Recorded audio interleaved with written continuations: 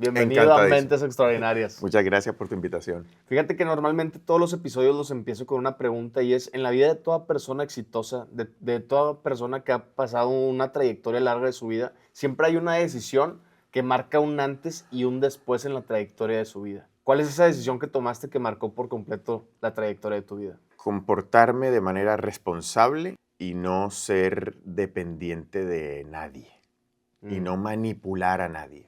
Eso fue con 12 años. Cuando tenías 12 años. Fue con 12 años, sí. ¿Qué pasó Eso fue como cuando...? el primer punto así como de inflexión. Ya, ¿y qué estaba pasando en ese momento cuando tú tenías 12 años? Había ocurrido un atentado terrorista donde sobreviví Ok. y perdí a una parte de mi familia, entonces pues vengo de una familia con dinero, bien acomodada, entonces bueno, pues ¿qué hago? Soy el niño malcriado que aprovecha que le pasó esto para tenerlo todo en la vida, o realmente voy a comportarme y crecer y empezar a madurar, porque es que ya el niño prácticamente desapareció. ¿Qué Y estaba, tomé esa decisión. qué estaba pasando por tu mente en ese momento? O sea, me imagino que fue un shock muy grande, ¿no? Sí, no, muchísimas cosas, porque eh, las, una de las primeras frases que escuché y que me impactaron fue, ya tienes que cuidar a tu madre. O sea, ahora tú eres el responsable de tu madre, eres el hombre de la casa. Tengo 12 años, ¿cómo me puedes decir eso? Pero bueno, eso era lo que se decía, pues para que yo me mantuviese fuerte y tal. No llores enfrente de tu madre, porque le vas a hacer más daño. Entonces, todo eso me generó una coraza Sí. de, pues, cuando llore mi mamá, yo no lloro. Y Ya. entonces, cuando lloro, ¿no? Sí. Cuando te tienes que comportar como un adulto ahora, porque tú tienes que ser responsable y tienes que cuidar a tu mamá. Y entonces, ¿cuándo voy a ser niño? Ya. O sea, que dejo de ser niño. O sea, fue complicado. El Pero bueno, aquí atentado estoy. ocurrió cuando tú tenías 12 años. 12 años, sí, en Bogotá. ¿Cómo fue eso? ¿Qué estaba pasando en ese momento? Pues el 89 fue el año más violento de toda la historia de Colombia, porque Ok. Pablo Escobar estaba poniendo bombas en todos lados. Mm. O sea, en todos los sitios posibles, colegios, centros comerciales, aviones, en todos lados. Entonces, pues tú no sabías dónde te tocaba. Solo que Ya. esa bomba era una bomba incendiaria, no era una bomba que las que explotan, porque si explotan, pues no estaría aquí o tendría la mitad de mi cuerpo, ¿no? Entonces, como no explotó, sino que incendió el sitio, pues yo logré salir ileso. Fui el único que salió ileso. ¿De cuántas personas? Habíamos 20 personas, más el chofer 21 personas, y solamente estamos vivos de todo eso, mi madre y yo. Todos los demás terminaron muriendo por secuelas. Ya. Todos los que salieron, no salieron todos, porque hubo muchos que quedaron atrapados en el sitio. ¿A qué crees que se debe que de todos nada más ustedes hayan sobrevivido? Puede sonar soberbio, pero creo que no, porque hay bastante evidencia y es que al menos yo, la respuesta de mi madre podría ser diferente, pero la mía es que si no hubiese sobrevivido, pues no hubiese impactado a más de 30.000 personas con el mensaje que yo estoy dando ahora, que es de transformación y de desarrollo de conciencia. Y por eso estoy aquí, es decir, salgo ileso y empiezo un trabajo de interior fuerte sin saberlo, sin ser consciente de lo que estaba pasando, sino Claro. fue a lo largo de 30 años, fue como, bueno, pues tienes que aprender un montón de cosas para ti, para mejorarte y tal, y al final la gente, oye, quiero aprender cómo puedo aprender lo que tú estás haciendo, lo que tú dices, Entonces, echo para atrás, empiezo a conectar los puntos y Sí. digo, pues, tenía una razón de ser. Si Mm. si mi papá, o sea, si eso no ocurre, yo no estaría aquí hablando contigo. Claro. Porque yo no me hubiese ido de Colombia, no hubiese estado estudiando en el mismo colegio, me hubiese graduado, y quién sabe dónde estaría en este momento. Entonces, realmente, Fue un pues, hito en la historia de tu vida. claro, se rompió ahí porque mi vocación era ser médico. Cuando ocurre eso, es como, pues ya no puedo ser médico, porque ¿quién me va a pagar la carrera? Claro. O sea, yo tengo que hacer una carrera muy rápida para poder ingresar dinero a la casa y sostener a mi mamá. Sí. Dentro de lo que platicas dentro de tu TED Talk, comentabas que fue la primera muerte que Mm. tú viviste, ¿no? ¿Cómo podríamos enfatizar un poco en lo que significa esa muerte? Porque no fue una muerte, se puede decir, real, fue una muerte para ti mental, ¿no? Sí, justo. Fue una muerte psicológica y es la muerte del niño. Mm, Tenía que dejar, o sea, la primera Navidad fue, fue el momento en que yo dejé de pedir. ya. ¿Qué iba a pedir? ¿Regalos? ¿A quién? Mm, No podía pedir regalos. Entonces ahí fue cuando murió, me di cuenta de que ya el niño ya tenía que, ¿no? Yo no iba a recibir más regalos. O sea, y lo que recibiese, fuese lo que fuese, es porque me lo querían dar, no porque yo lo pedía. sí.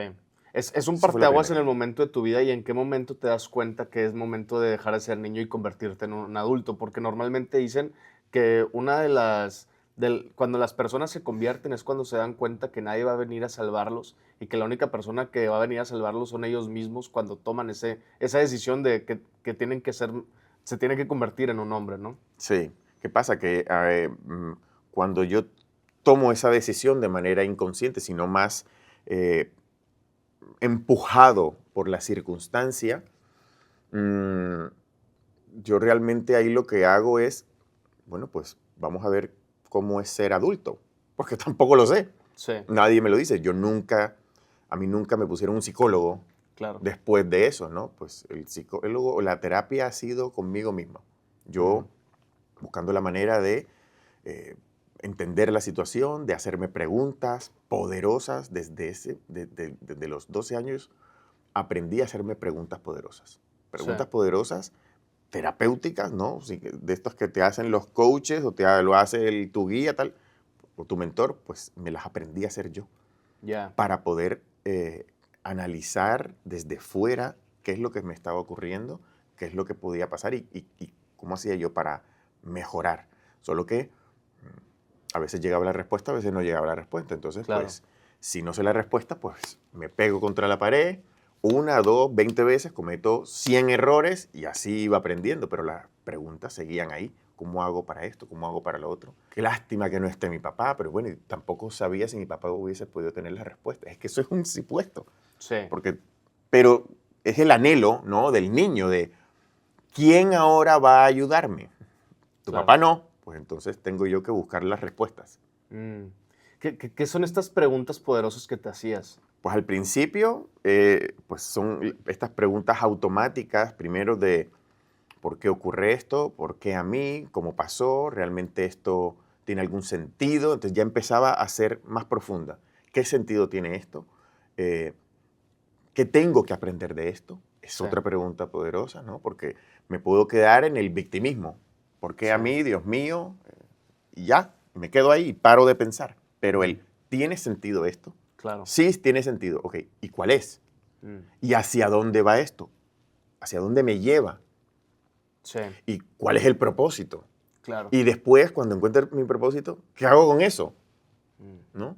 sí. ¿En qué mes aproximadamente ocurrió este suceso? En octubre. En octubre. Si nos vamos, por ejemplo, pasa noviembre, diciembre, enero, ¿cómo empieza a cambiar tu vida después de 3, 6 meses de que sucedió esto? Pues habíamos cambiado de ciudad, Ya, había cambiado de colegio, entonces primero un cambio de ciudad, paso a vivir con mis abuelos paternos y mis amigos, ese entorno que tenía, desaparece. mm, Voy de un colegio Montessori sí, que su especialidad, todavía sí, su especialidad es crear líderes para que gobiernen el país, sí, a un colegio de curas. mm. El cambio fue brutal. Sí, estamos hablando que estás pasando de hablar con puro político a estar hablando con puro sacerdote, ¿no? Brutal. Sí, Entonces, esa fue como mi primera frustración de que pues, yo qué hago en este colegio, no encajo en este colegio, claro, no encajo. O sea, no te fomentan el libre pensamiento, no te fomentan la creatividad. Tú tienes que seguir órdenes solo. O sea, ya, lo que dice el cura es, y no mm, puedes cuestionar. En cambio, en el otro yo venía tienes que cuestionar, tienes que investigar, tienes que estudiar la lección haciendo un resumen, yo aprendí allí en ese colegio a hacer cuadros sinópticos. Ok. Nosotros aprendíamos, tú creabas tus propios símbolos para estudiar un tema. Ya. Y eso esa capacidad se fue perdiendo o durmiendo. Sí. Y ahora, cuando estoy pues, casado, una de las virtudes que dice mi esposa es, tienes una facilidad para comprimir la información y ponerla en un slide. Ya. Y eso me viene ¿de dónde? De los 3 años, de los 9 hasta los 12. Sí. Pero eso se quedó dormido, porque eso no lo volví a hacer en el colegio de curas. Pero después, mi edad adulta, salió otra vez. Ya. Y en el momento, por ejemplo, que empiezas a rodearte de un nuevo, se puede decir, segmento de tipo de personas, ¿sí? ¿Cómo empiezas a darte cuenta de qué estaban pensando, cómo actuaban? Porque me imagino que entraste siendo como este lobo en medio de todas las ovejas, ¿no? Sí, El bicho raro. O posiblemente yo era la oveja y había muchos lobos. Ya. A lo mejor era al revés. Porque Sí. claro, venía, primero, yo a nadie le iba a decir lo que me estaba ocurriendo. Claro. ¿Por qué? Porque primero no quería que me vieran con lástima. Sí. Odiaba que me vieran con lástima. Y luego te pudiesen llegar a ver vulnerable también, ¿no? Entonces, nada de eso quería yo. Yo no iba a permitir eso. Entonces, pues yo tenía que ser uno más, comportarme como ellos, tratar de mimetizarme, pero aún así el acento con el que traía era de otra ciudad, entonces era innegable, este chico no habla como nosotros. Sí. Tiene una manera de comportarse rara, porque claro, no vengo de la doctrina de los curas, sino de un libre pensamiento, entonces también era extraño. Sí. Y al final tuve que buscar la manera de mimetizarme, aún así seguía siendo el rebelde. O sea, esa parte todavía quedaba, esa semilla que habían plantado desde el cuarto año de primaria, todavía permanece, todavía sigue. Hay muchas cosas que en esos 3 años siguen en mí y me han permitido pues, llegar a desarrollarme en autoliderazgo. O sea, que imagínate lo importante que es escoger muy bien la educación de tu hijo. Yo solamente estuve 3 años y esos 3 años me han impactado toda mi vida. Okay. Toda mi vida me han impactado. Si yo hubiese terminado en ese colegio, no sé qué hubiese pasado, pero aún así me ha servido. Claro. Cuando empieza a pasar el tiempo y estás en la... ¿Cómo te empezaste a volver como parte de ellos, no? ¿Cómo te vuelves parte de los lobos? Es que el ser humano, sobre todo en esas edades, en todas las edades, pero en esa particularidad, en ese momento, pues estoy en la edad preadolescente, adolescente, Sí. y estoy en modo supervivencia. Es decir, si Sí. no me mimetizo con ellos, entonces no sobrevivo aquí. Claro. Y en esa ciudad particularmente, ¿Qué ciudad digamos, era? Barranquilla. Barranquilla. Es una ciudad costera, de donde viene Shakira. Shakira también es de Barranquilla. Pues en esa ciudad somos especialistas, ahora se le llama bullying, pero somos especialistas en sacar lo peor del ser humano en el colegio. Ya. Entonces, al final tú te vuelves invulnerable porque es que allí te hacen un entrenamiento de, ¿eres gordito? Pues ahí voy contigo. ¿Eres flaquito? Pues ahí voy contigo. Es decir, no hay nada perfecto. Okay. ¿Eres perfecto? Ay, eres perfecto, eres el muñequito. Es decir, de cualquier manera se te saca, se te mete la ¿Te puya. buscan por dónde? Por donde sea. Entonces, todos somos víctimas y todos somos las ovejas. Ya. Y todos nos convertimos también en lobo. Son mitad, ¿no? mitad. Mitad, mitad. Entonces, y eso, digamos que también te fortalece. Claro. O sea, de una u otra manera te hace fuerte porque tienes que volverte fuerte mentalmente, si no, no puedes terminar el colegio. Sí, dentro, por ejemplo, en mi secundaria pasaba exactamente lo mismo y como que el dicho es, si saliste de la secundaria, pues haz de cuenta que ya nadie te va a poder destruir, ya estás hecho de armadura, ¿no? Sí. Cuando, sí. a la par, ¿qué estabas haciendo para ir aumentando tu nivel de conciencia? Porque me imagino que ibas madurando y era algo que no podías olvidar. O sea, como que estas preguntas constantes que te estabas haciendo. Entonces, a la par que eras adolescente, también una parte de ti te estaba gritando como, tienes que ser más grande todavía, tienes que ya volverte un adulto, ¿o no? Sí, solo que eso era la batalla interna que yo tenía, eso no lo podía exteriorizar. Claro. O sea, ¿con quién lo iba a hablar? ¿Con mis amigos adolescentes? No. Sí. Cuando yo hablaba con adultos, una vez, no sé si, ¿cuántos años tienes? Disculpa. Yo tengo 24. 24. Entonces tú nunca conociste el ICQ. No. Es el primer WhatsApp / Messenger. No sé si ustedes lo conocen. ¿Hay alguno que lo Sí, aquí hay un señor que ha dicho que sí. ¿Lo usaste? Sí. Lo conoce. Pues yo lo usé. ICQ era, pues tú entrabas en esa plataforma cuando no podías descolgar el teléfono porque el internet era con el teléfono y tenías... Alguien quería hacer una llamada, se te cayó el internet. Ya. Entonces, tú te colocabas en ICQ y entrabas pues a como una plataforma de un montón de personas y empezabas a escribir a los que estaban conectados. Y una vez me conecté con una mujer de Chile que vivía en Suiza. Ok. Y empezamos a hablar. Yo tenía 17 años y empezamos a hablar y como al mes y medio me preguntó, bueno, ¿y cuántos años tienes? Y yo, pues tengo 17 años. 17 años, yo pensé que estaba hablando con un hombre de 30. Ok. Y ahí fue como, uy, o sea que la manera como yo me estoy expresando es superior a mi edad. Y ella me dijo, sí, es que eres muy maduro para la edad que tienes. Por eso me ha sorprendido, porque yo pensé que estaba hablando con un adulto y no has terminado el colegio. Ya.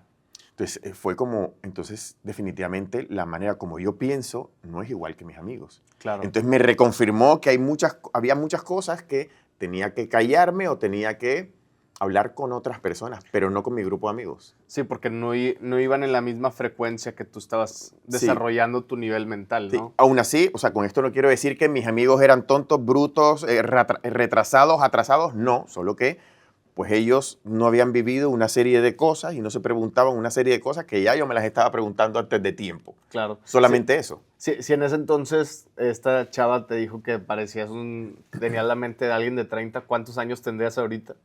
Muy buena pregunta, no lo sé, pero yo creo que me quedaba en mis 25. No lo sé, Sí. no lo sé. No lo sé, pero es algo que siempre ha sido una constante. Sí. En el 2015 se murió uno de mis mejores amigos. Él decía que él quería morirse en la edad erótica, con 69 años. Ok. Entonces, uno de mis mejores amigos se murió con 69 años. Y teníamos un match espectacular. Y todavía no he vuelto a tener un match con una persona así. Y Ya. tenía 69 años. Sí. Entonces, pues, sé que muchas de la manera como pienso es más adulto, o sea, tiene más edad de la edad que tengo. O sea, mi Sí. edad mental o mi edad psicológica o emocional, como le quieras llamar, puede ser que tenga unos añitos más, no digo muchos, pero unos añitos más, sí. Pero porque desde los 12 años eso fue lo que ocurrió, se aceleró. Claro. Puede ser bueno o malo, pues hubo una parte de mi niñez que no viví. Sí. Entonces, en esa parte, pues, es una pena. Se puede decir que estuviste afilando tu mente. Sí. Sí. Cuando llegas que tenías 17, 18 años, ¿cuándo es como das este giro a todo lo que viene siendo el desarrollo personal? Me imagino que lo vives día a día, pero la autotransformación se debió de dar en algún punto, ¿no? Como hacerlo consciente, vaya. Sí, digamos que no es un switch on and off, no es como aquí, Sí. ya comenzó. Han sido como pequeños hitos, es decir, aquí hubo un giro, aquí hubo otro punto de giro, como se le Ya. llama en el lenguaje cinematográfico, aquí hubo otro punto de giro, poco a poco, y al final es como el gran clic ocurre acá. He tenido varios puntos de giro y he tenido también un super clic. Sobre los 17 y 18 años te podría decir que en esa parte yo era altamente religioso, Ok. muy religioso.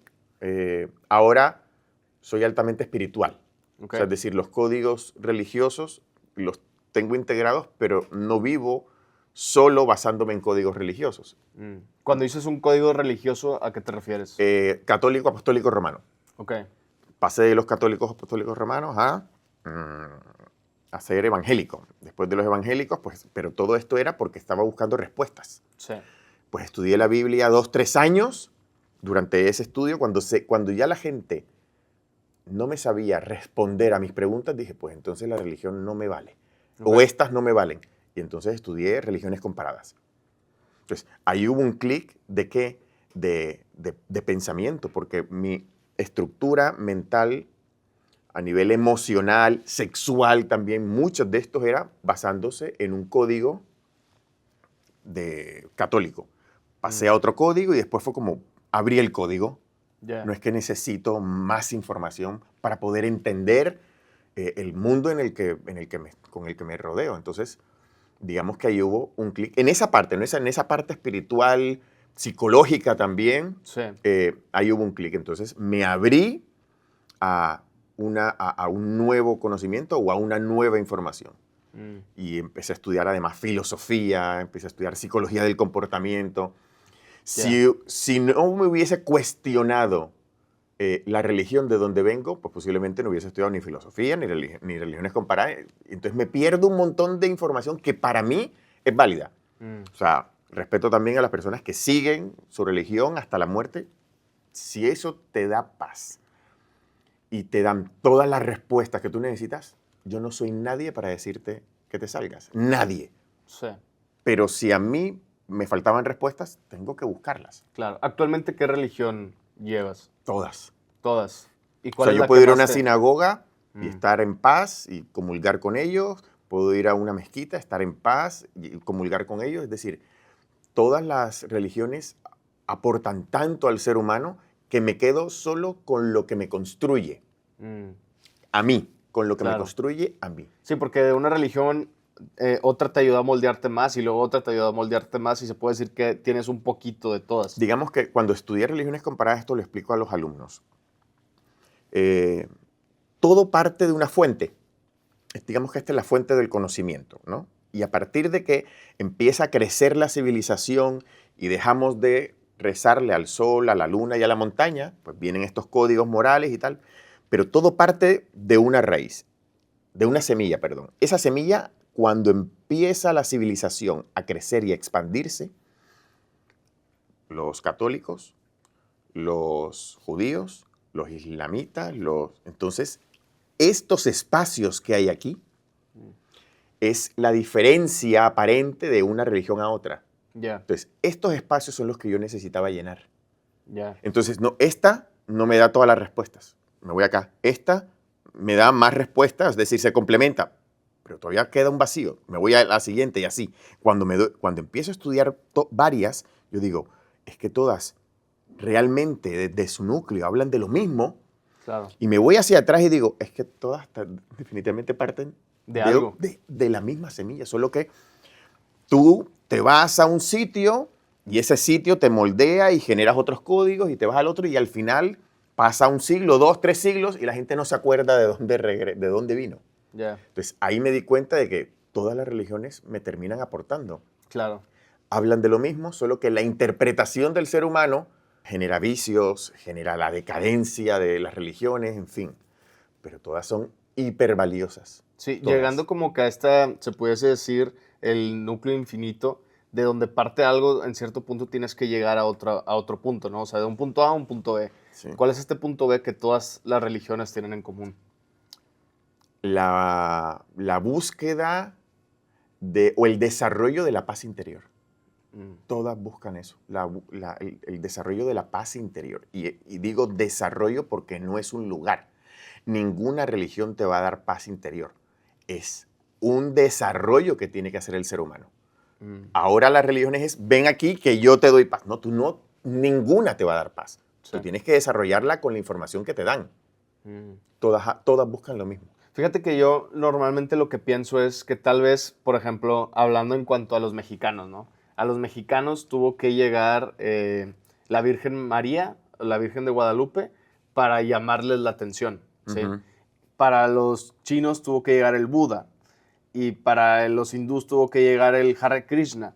Entonces se pudiese decir que para, como que, yo lo que creo que es que el mismo Dios mandó a diferentes personas en diferentes partes del mundo para guiar en torno a la misma iluminación o el mismo sentido de espiritualidad. ¿Tú qué piensas de eso? Cuando estuve en Galilea, en la iglesia de la Virgen María, que en principio es el sitio donde nació ella, donde vivió ella, Y entonces han creado una iglesia, ¿no? Dentro de esa cuevita, ese sitio donde ella vivía hace tantos años, ¿no? Crean una iglesia y es la iglesia de la Natividad. Creo que está en Belén, es decir, en Palestina. Ojalá que todavía siga en pie. Voy a la iglesia de la Natividad y hay un patio grande, muy bonito, cuadrado, y en todas las paredes hay cuadros de los sitios donde se ha revelado la Virgen María, donde ha aparecido. Entonces, Sí. ves en África, en tal país, en Asia, en tal país, en no sé qué, en China, tal, en Corea. Entonces tú ves los cuadros que en principio es como alguien manifestó que así se presentó la Virgen. Sí. Bien.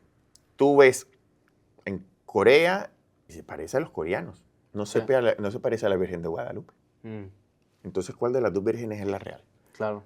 La que tiene los ojos así, la que es negrita, Sí. la que el niño es negrito, o la que el niño es rubio, con ojos azules. Es decir, dependiendo, y esto es algo muy profundo y algo muy espiritual, que se lo explico a los alumnos también cuando estudian sociología de la evolución conmigo, y es quien se te presenta, el maestro o el guía o el ser espiritual que se te presenta, se presenta a la persona respetando su código de comprensión. Si tú eres negro, de raza, y te va a generar rechazo que se presente un rubio, pues yo me presento negro. Sí.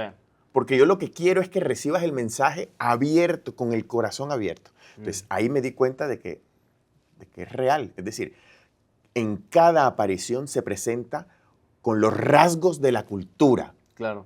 ¿Para qué? Pues para que esa cultura se abra y diga, es que es igual que yo, es como yo. Sí. Empaticen. Exactamente. Y esto es una comprensión profunda del ser humano. Sí, que al final termina siendo todo el tema de los maestros espirituales, ¿no? Que es como cada uno te deja una diferente enseñanza y tú vas a guiarte en torno al con el cual te logres empatizar más. Sí, es que es necesario. Y eso es además, también es una verificación de que quien se presenta tiene un profundo respeto frente a quien tiene delante. ¿Por qué? Porque yo respeto quién eres, por eso me presento de la manera en que tú me puedes reconocer. ¿Y tú crees que eso se debe a una manifestación que el mismo ser humano busca que se realice? ¿O es algo viceversa de Dios hacia el mundo? Ambos. Es decir, si yo quiero que la Virgen se me presente y lo busco, a lo mejor se te presenta, pero se te va a presentar como tú la tienes en la mente. Ya. Pero quien no lo busca, porque eso también ha pasado, no es que se presentó y yo no creía en nada. Sí. Y se te presentó con tus mismos rasgos. Entonces, yo creo que es de ambas cosas suceden. ¿Has tenido tú alguna presencia divina? ¿Has presenciado algo que fuera, se pudiese decir, algo fuera de lo normal? Sí, solo que te puedo decir una, que fue la última vez que me bauticé, que fue en el río Jordán. Okay. Allí, no es que se me presentara algo, pero sí tuve una experiencia muy extraña. Okay. Terminando de bautizarme, de que pues, me bautizara, me cayera el agua, no sé qué, salía del río, y cuando voy hacia la camioneta para irnos a otro sitio, empiezo a llorar y a reírme a carcajadas. Y no podía contenerlo. Es decir, es algo que salía de mí. Sí. Y perdí el control. Y reía, lloraba, pero era una cosa que no podía contenerme. Cuando pasaron esos 10, 15 minutos que me calmé, cogí el teléfono y llamé a mi mamá y le dije, mamá, me ha pasado esto. Y dice ella, ha entrado el Espíritu Santo en ti.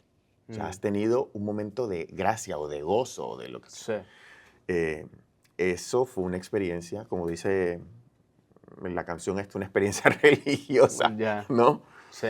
Yo sin buscarlo, porque yo en ningún momento estaba buscando nada. Yo estaba pues turisteando, Claro. qué bonito, donde en principio estuvo Jesús, tal, pero no estaba sugestionado, Yeah. ni estaba pidiendo ¿no? Es más, al contrario, toda la gente a mi alrededor, los que venían conmigo, estaban teniendo unas super experiencias y lloraban y no sé qué. Y, ay, yo siento aquí la presencia de Dios, yo siento, yo siento. Y yo no sentía absolutamente nada. Entonces estaba como, pues yo, o realmente este no es el sitio donde murió el fulano, ¿no? Donde murió Jesús, donde nació. No es el sitio, porque yo no siento nada. O yo, pues entonces, no sé, algo pasa dentro de mí. O sea, yo, no sé, seré el hijo de Belcebú, porque estoy rechazando todo. Entonces, no fue algo buscado. Ya, Y ¡pum! Llegó. llegó. Entonces, para mí fue una confirmación de que efectivamente, aparte que mi mamá me dice, no, es que eso se traduce en esto. Y yo digo, pues puede tener sentido porque no lo estaba buscando, no estaba sugestionando, no, sino que fue un balde de agua fría. O sea, te llegó así, ¡boom! Ya. Ok. Sí, si nos regresamos un poquito, comentas que esto te aventaste en todo el tema de la religión cuando tenías 17, 18, 19 años. ¿Qué empieza a pasar a tu edad de los 20? Mm, Sigo, porque realmente yo termino Religiones Comparadas en el 2006. Mm, O sea, fue un estudio, dejé la religión, dejé las iglesias y empecé a ver, bueno, ¿y ahora quién podrá ayudarme? Como dice el Chapulín. O sea, ¿qué hago claro. yo ahora? Porque Sí. ya ninguna religión me da más. Entonces, pues encontré una escuela neoplatónica y estudié eh, filosofía, ¿no? Ya. Entonces Pero a la par ya estabas aquí en Madrid, ¿o no? ya estaba en Madrid, sí. Ahí Ya. en Madrid fue cuando empecé a estudiar eso. Entonces realmente Pero a la par fue tenías una tu búsqueda negocio. constante. Es que era una búsqueda constante. Mm, No fue que aquí sí, no, sino que yo no dejé de cuestionarme, de preguntarme, sino que ya. seguía, bueno, pues ahora, ¿y qué más? ¿Y puedo conocer algo más? ¿Puedo? Porque es una búsqueda incesante de aumentar mi paz interior. Es Claro. más que todo eso, sigue esa búsqueda. Y a la par comentas que tenías tu negocio de producción Sí, en el 2006. En en el el 2006. 2006 hice una productora de televisión, una productora audiovisual y una productora de eventos Ok. con mi mejor amiga, que fue mi socia. Y ahí estuvimos trabajando a la par. Entonces, en la escuela de filosofía decían, pero ¿por qué estudias esto si tú eres empresario? Y Sí, yo decía, ¿porque es compatible? sí. No, pero es que yo no tengo, aquí nunca ha venido un empresario, ¿no? A decir, quiero aprender. Y yo, pues tienes aquí el primero. Sí, O que al sea, final termina siendo el yin y el yang, ¿no? sí. Entre más empresario tienes que estar mejor a tu nivel mental.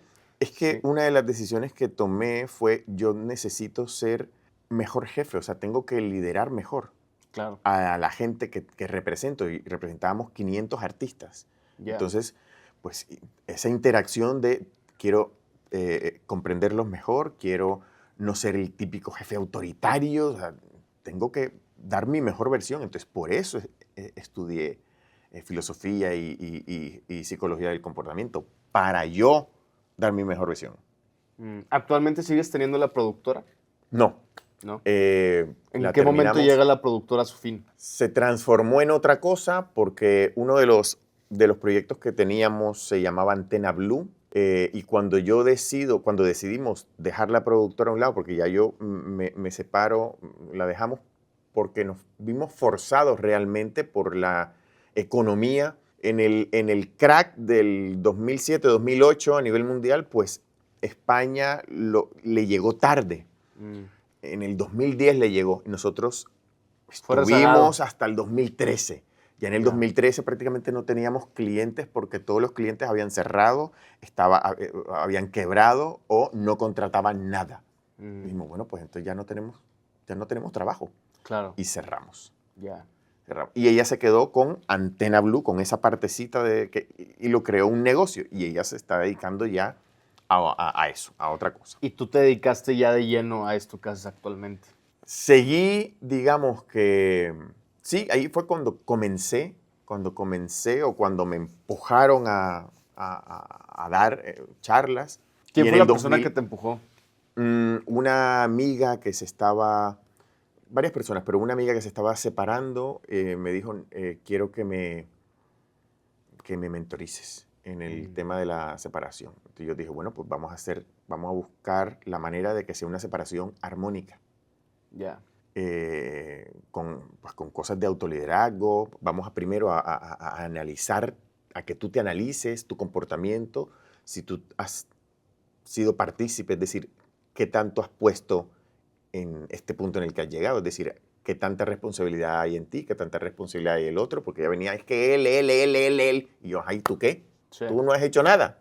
Mm, Pues, no sé, a lo mejor sí, pues vamos a ver qué es lo que has hecho tú, sí, porque algo habrás hecho también. Aquí esto es parte y parte. sí. Entonces, ahí le quité el victimismo también, ¿no? Fue de Mm, las primeras cosas que trabajamos. Entonces, ella me refirió a otra chica, después otro grupo de amigos, no, estás hablando muchas cosas, pero ¿por qué no haces una presentación en PowerPoint y no lo explicas de mejor manera? Entonces, fue como el primer ya. PowerPoint y de ese PowerPoint pues otro tal y al final pues, Se fue fluyendo. pero no, mi intención nunca fue explicarle esto a nadie, porque todo era para mí. O sea, todo era, Mm, yo quiero es mejorar, era un trabajo interno. Y al final la gente me llevó a donde estoy yo. O sea, los libros que he escrito también.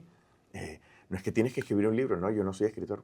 Pues escríbelo. No, yo no quiero ser escritor. Y así durante 3 meses, escribe el libro, ¿dónde está tu libro? Tu libro, tu libro, tu libro. Terminamos una formación. ¿Cuándo vas a tener tu libro? Al final, como, bueno, pues hay que escribir un libro. claro. Todo ha sido así. Sí.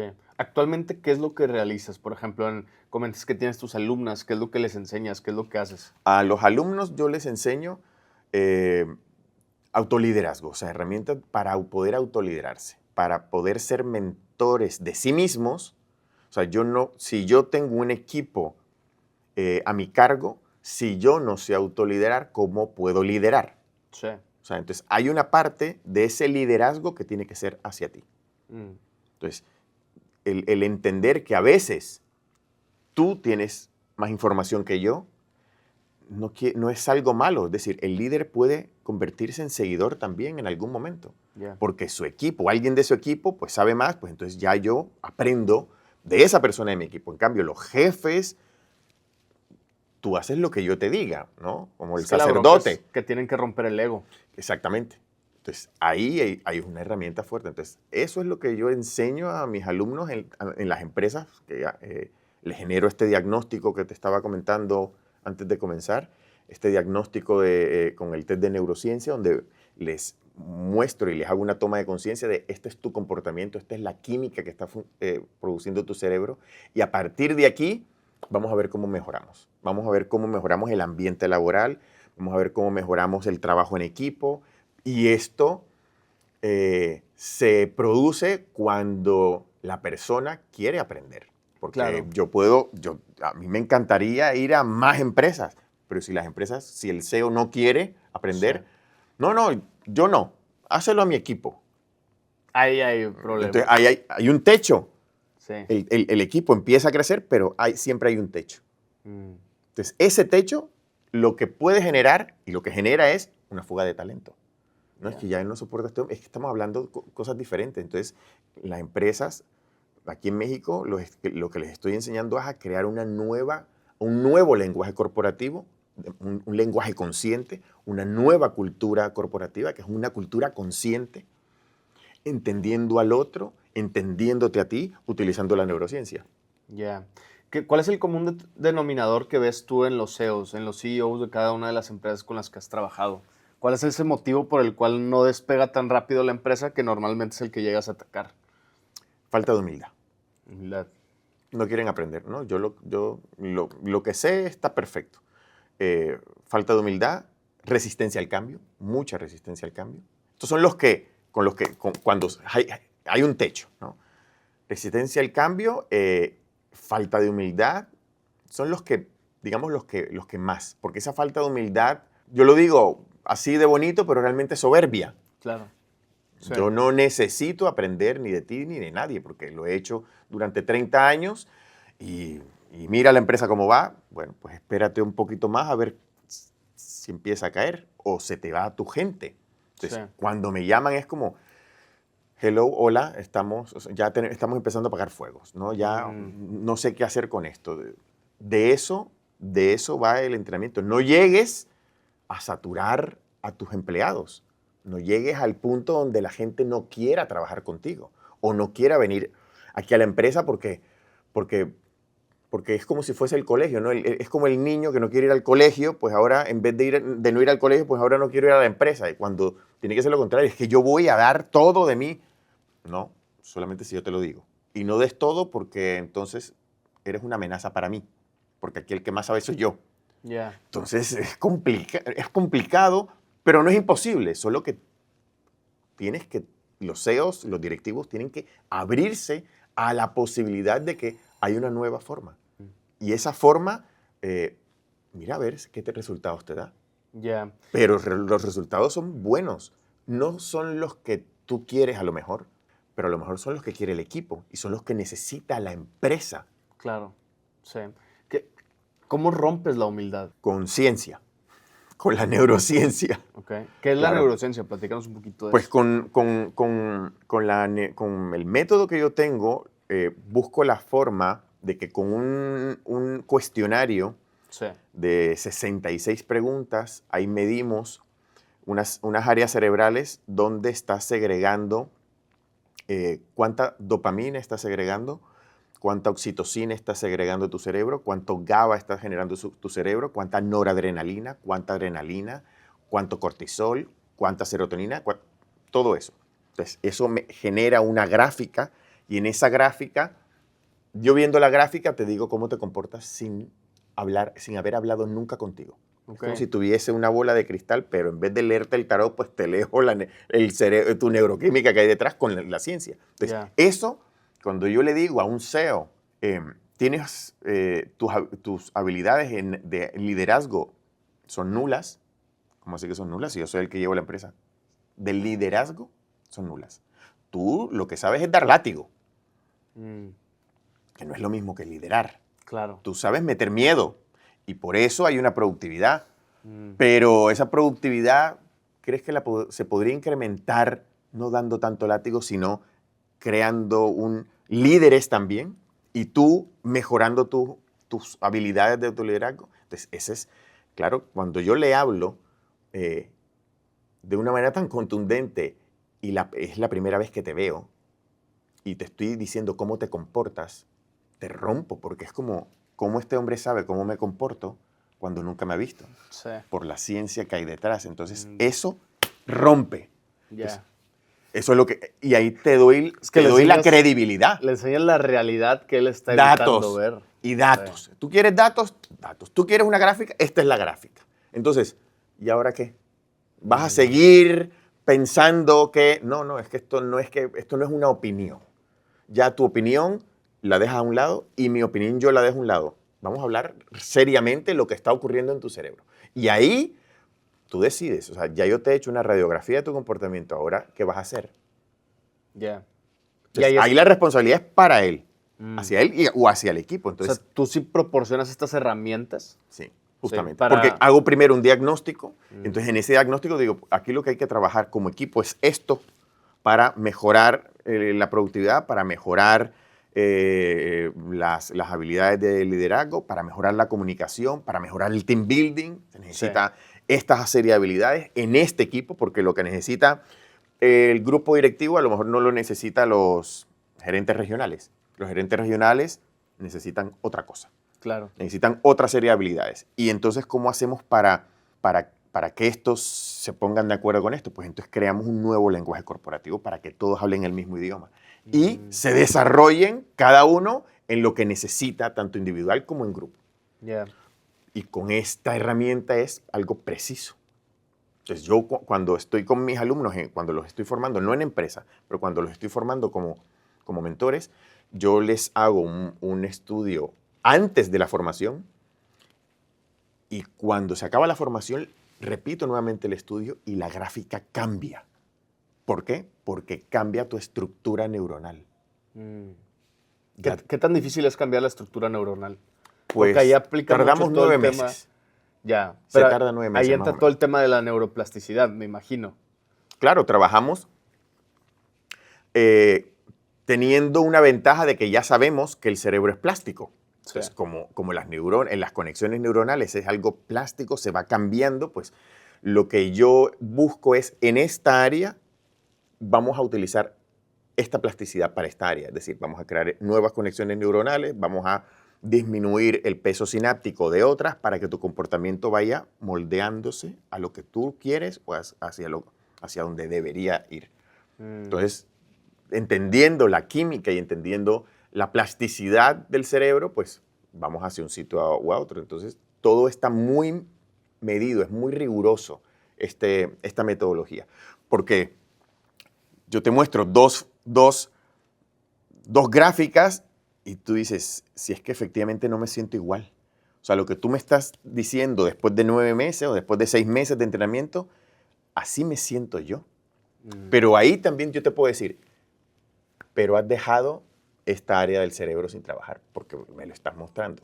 Entonces, no me puedes mentir. Ya. Bueno, a mí no, a la ciencia. A la ciencia. No puedes mentir porque es que yo estoy viendo que cosas que tenías que mejorar se han quedado estancadas. Entonces, si se han quedado estancadas, ¿por qué?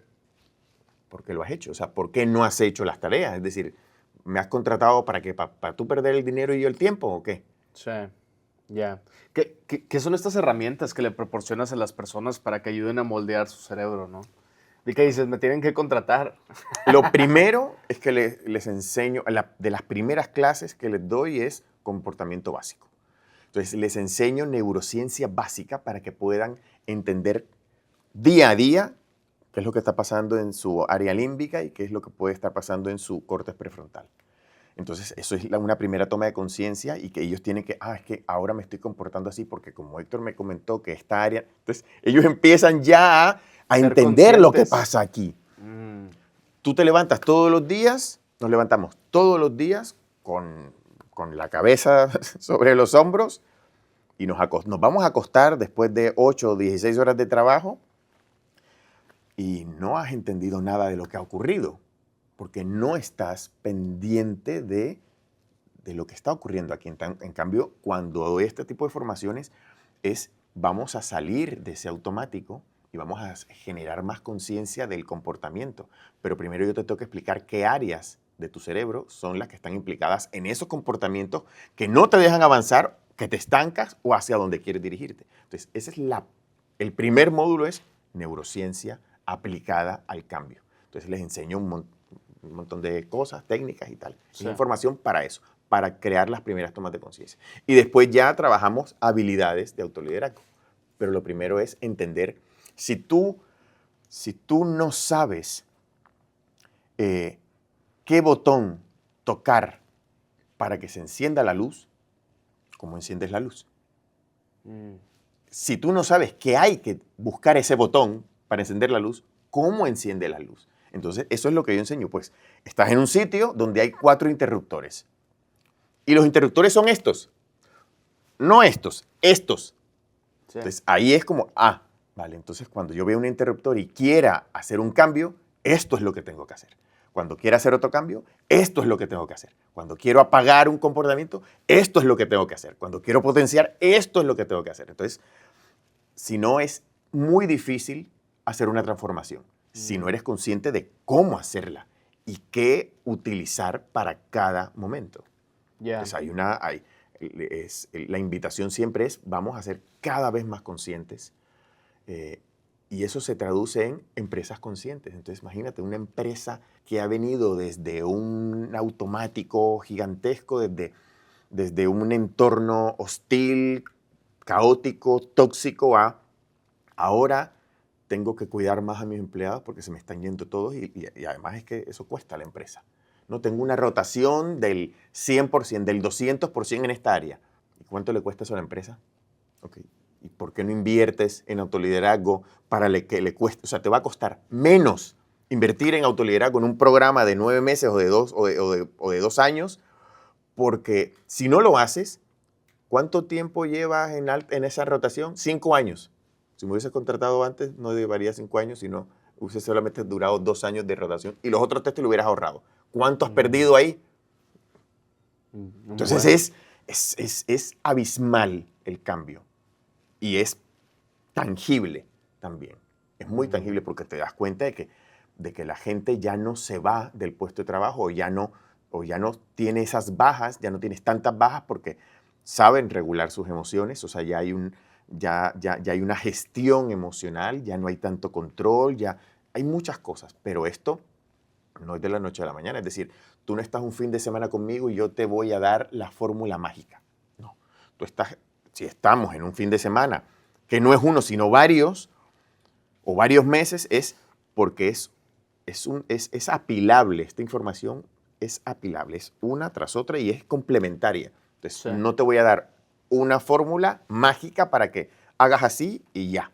Aparte porque es que eso, el que lo diga, te está vendiendo humo. No es, y el cerebro no funciona tampoco así. Mm. Ya, on and off. No, el cerebro no funciona así. ¿Cómo funciona? Poco a poco, de manera apilable. Es decir, si yo llego a una empresa y la mayoría de los líderes tienen 50 años, entonces yo voy a contrarrestar esos 50 años de tejido neuronal de comportamiento en 9 o 18 meses, por ejemplo. Entonces, claro, siempre va a haber una batalla, por decirlo así, una lucha entre el viejo comportamiento y el nuevo. Solo que el viejo comportamiento, llevas 30 años haciendo lo mismo, ese viejo comportamiento lo has creado de forma inconsciente. Pero el entrenamiento es ser consciente de tus cambios. Yeah. Entonces tienes unas carreteras neuronales viejas, pero son las que te están llevando un comportamiento, y ahora vamos a crear unas conscientemente, sabiendo hacia dónde me dirijo. Entonces ya tienes dos caminos diferentes. Pues puedo llegar a la Sierra Madre por aquí, o puedo llegar a la Sierra Madre por acá. ¿Cuál quieres? ¿Tu viejo comportamiento o el nuevo que te da más paz? Tú decides, yo no puedo decir por ti. Ahora es tu responsabilidad qué camino sigues manteniendo tu versión antigua o esta nueva que has creado tú de forma consciente. Claro, cuando ya tomas conciencia es como, es que yo no quiero volver a esa situación que lo veo absurdo. Claro. Aparte porque en el estudio que yo hago, la gente coloca cómo le gustaría comportarse. Entonces, claro, está la versión de hoy, esta es la gráfica de tu comportamiento, y mira la gráfica de cómo a ti te gustaría comportarte. ¿A qué es igual? No, no es igual, es diferente. Ok, vamos hacia allí. Yeah. Entonces ya tienes como un foco. Sí. Cuando hacemos la siguiente, terminamos el entrenamiento y vuelvo y hago, ¿qué crees que pasa? ¿Es igual? No es igual ni siquiera. Es decir, lo que tú creías, lo que a ti te hubiese gustado, esa gráfica que te hubiese gustado ser, ha llegado a ciertos puntos, pero también varía. ¿Por qué varía? Porque hay menos ego. Ahora eres más consciente de lo que realmente te interesa. En el otro era el ego diciendo, pues, yo quiero cambiar esto porque sí, yo quiero, desde el desconocimiento. En cambio, después de un entrenamiento te conoces mejor. Claro. Entonces es más preciso hacia dónde quieres llegar. Tienes más precisión porque eres más consciente. Entonces, eso, antes de que, cuando no existía la neurociencia, pues era un planteamiento místico. Sí. Ahora, la mística tiene base científica. De todos los cerebros que has analizado, que has observado, ¿cuáles son los hábitos que impiden que un cerebro se desarrolle mejor o con los que son más difíciles de trabajar? Dentro de la gráfica hay una línea que medimos la adrenalina y noradrenalina, ¿verdad? Un CEO normalmente tiene tanto la adrenalina alta, que es la parte limitante, como la noradrenalina muy alta. Entonces, eres altamente productivo, pero eres altamente agresivo. Ya. ¿Vale? Okay. Y son espejo de su área negativa. Exactamente. Y también cuando subimos la gráfica, en la parte de la dopamina, dependiendo, ¿no? De algunos cerebros, pero hay algunos cerebros que esa dopamina, cuando se segrega, lo que está activando es el sistema de recompensa.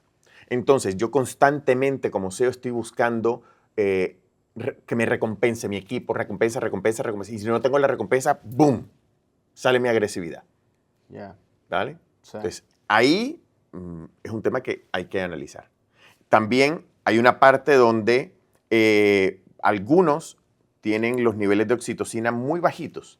Entonces, cuando tienes niveles de oxitocina muy bajitos y está tu limitante muy alta, lo que se traduce es, yo estoy tan centrado en mí que soy muy narcisista. O sea, yo no tengo empatía con el otro. Entonces, como no tengo empatía con el otro, yo soy altamente competitivo. Ya. Entonces, lo que busco es disminuir eso. O sea, la competencia está bien, pero vamos a aumentar la cooperación. Porque si no, entonces, ¿cómo vas a trabajar con tu equipo? Sí. Si solamente soy yo, dame, hazlo. Entonces, vamos a aumentar las conexiones sinápticas para que tú puedas ver a tu equipo como un colaborador más, no como una amenaza. Ya. Sí. Entonces, todos esos neurotransmisores, pues yo veo esa combinación de colores y de gráficas, yo digo, pues esta persona tiene esto, tiene el otro. Entonces, digamos que eso es uno del patrón. Y además, tienen alta resistencia al cambio. Ya. Y otra de las cosas de estos líderes SEOs es que, aparte de tener resistencia al cambio quieren y promueven el cambio, pero para otros, no para ellos. Sí. Cambia, ajaja, pero yo estoy bien. Entonces es como, pero eso es incoherente. Claro. Pero no eres consciente de esa incoherencia, porque te han enseñado que era así, pues tu papá lo hizo así en la empresa, entonces una empresa familiar, entonces mi abuelo lo hizo así, mi papá lo hizo así, pues yo ¿cómo lo voy a hacer? Pues igual. Porque así ha sido toda la vida. Sí. Entonces, esas son algunas de las resistencias y de esos patrones que hay.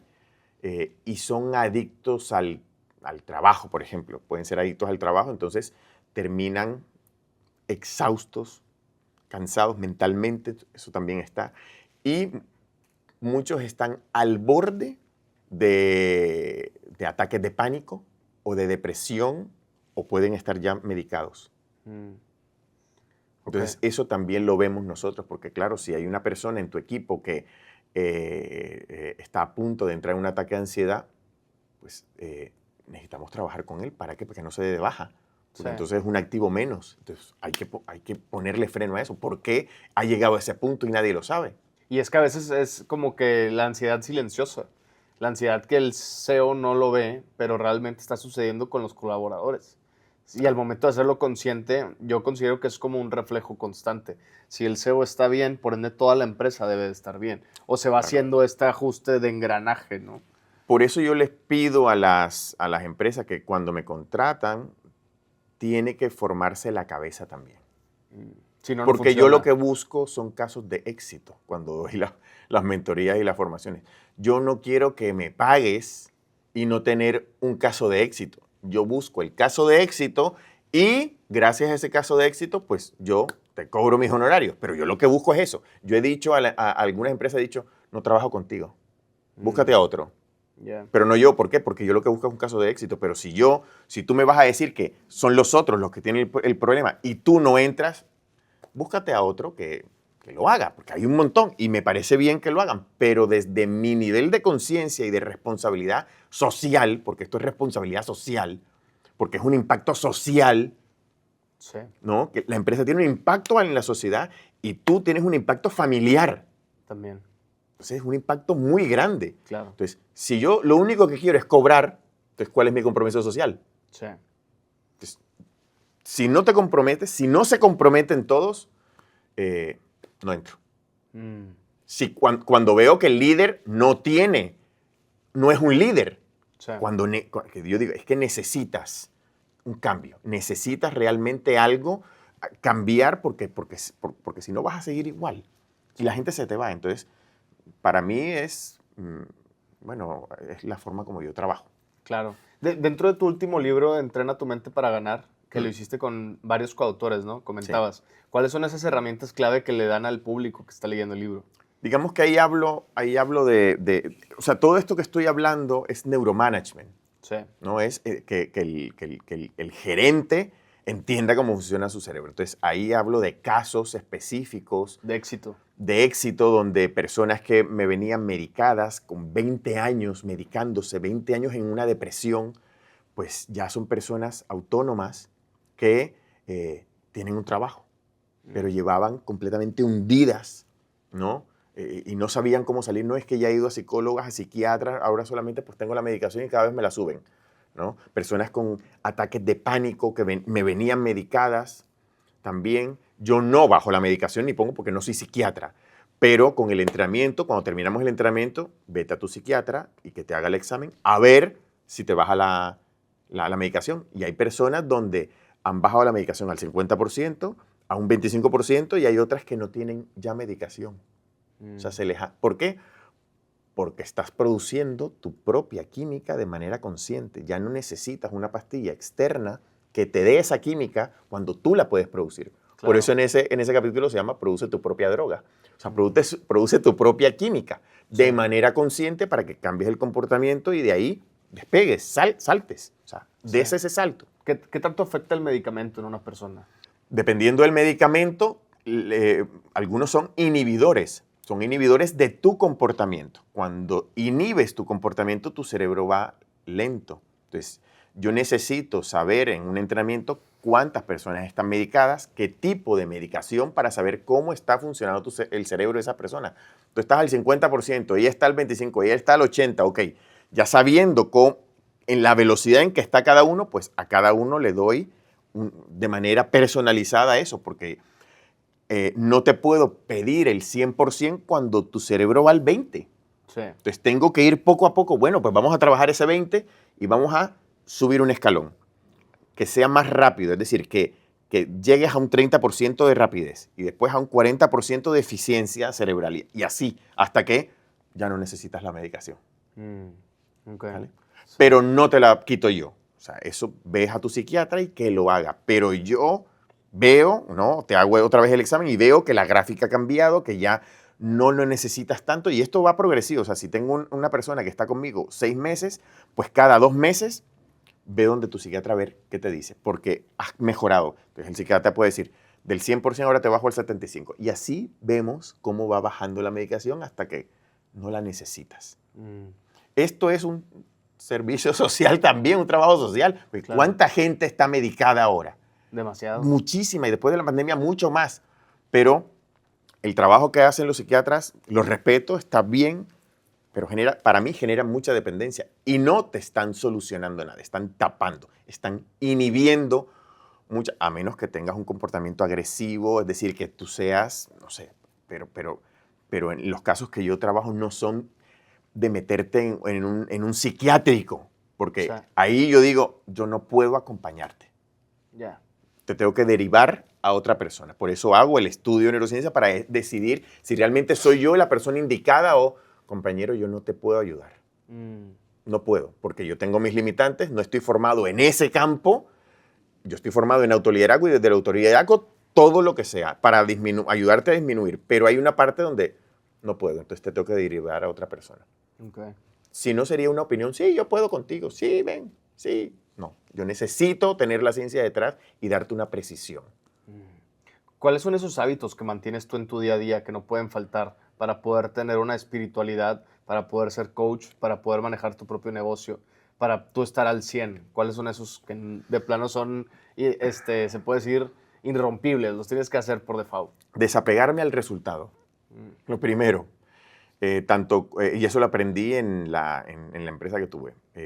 Por muchos resultados que yo quiera, muchas veces no son los que uno quiere, sino los que realmente en ese momento se necesitan para aprender. Entonces, desapegarme del resultado es desapegarme también de la persona a la que estoy mentorizando. Yeah.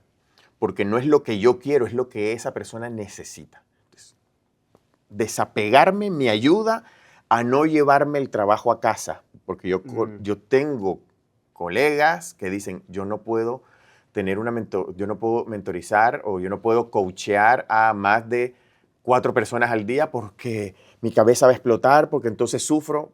Bueno, pues bien, solo que yo me he entrenado para tener 10 personas y dormir tranquilo en mi casa. Yeah. Porque yo no me llevo ese trabajo, porque eso es tuyo, no es mío. Sí. O sea, yo empatizo contigo ahora, porque estoy en presente. Y esto es otra herramienta. Aprende a estar en presente con quien estás. Cuando yo termino esta conversación contigo, yo cierro el capítulo y después estoy contigo.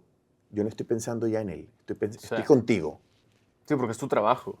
Claro, Sí. si no, entonces, ¿cómo hago yo para darte la mejor información cuando yo sufro contigo? Sí. Entonces, no puedo, porque entonces empatizo tanto que me meto en tu hoyo. Entonces, hay que aprender a regular los procesos de empatía también.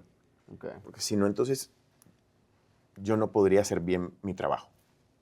Las otras personas que tengan otro método diferente, genial, me parece bien, pero yo te estoy hablando del mío. Claro. Entonces, primero, saber regular la empatía, eso es autoliderazgo.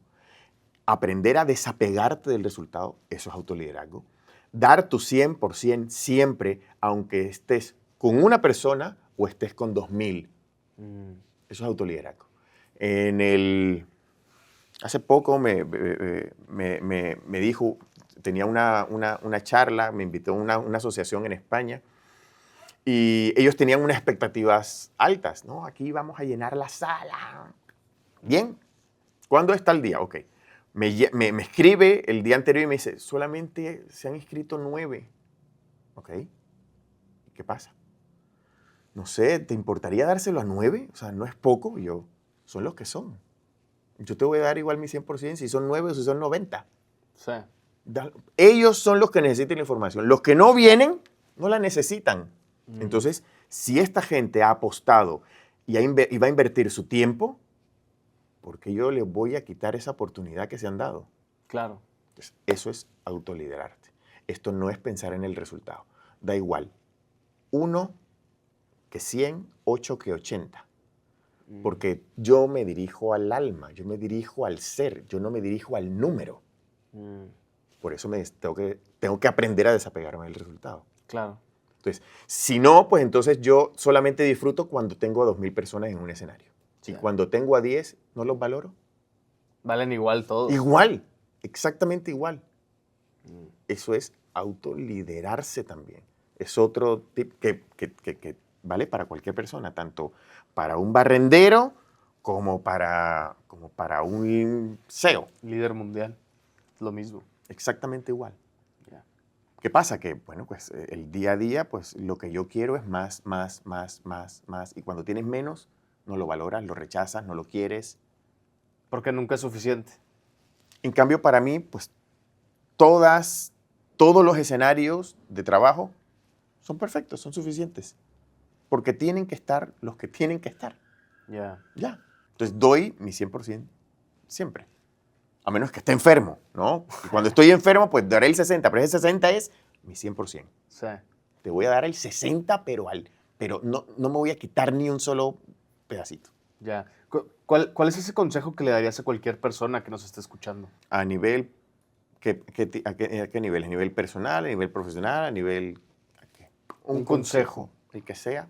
Sí, si pudieras dejar un consejo al mundo entero, ¿qué consejo dejarías? Todo lo que aprendes, toda la información que te llega, deberías ponerla en práctica. Porque la información sin práctica es inexistente.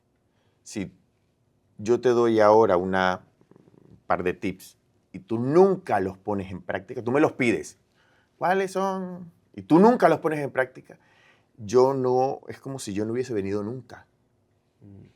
Entonces, como la información que yo te doy nunca ha existido, porque nunca la pusiste en práctica. Entró por aquí, salió por acá. ¿Ya? Yeah. Entonces, pon en práctica todo lo que aprendes. Todo lo que aprendes, porque si no, entonces has perdido el tiempo o has perdido el dinero y nunca has estado allí. Claro. Pues sin más que decir, Héctor, muchas gracias por este episodio de Mentes Extraordinarias. Te agradezco bastante. Muchísimas gracias a ti, encantadísimo. Y bueno, en Madrid, ya sabes, estás invitadísimo. No, muchas gracias. No, qué bueno.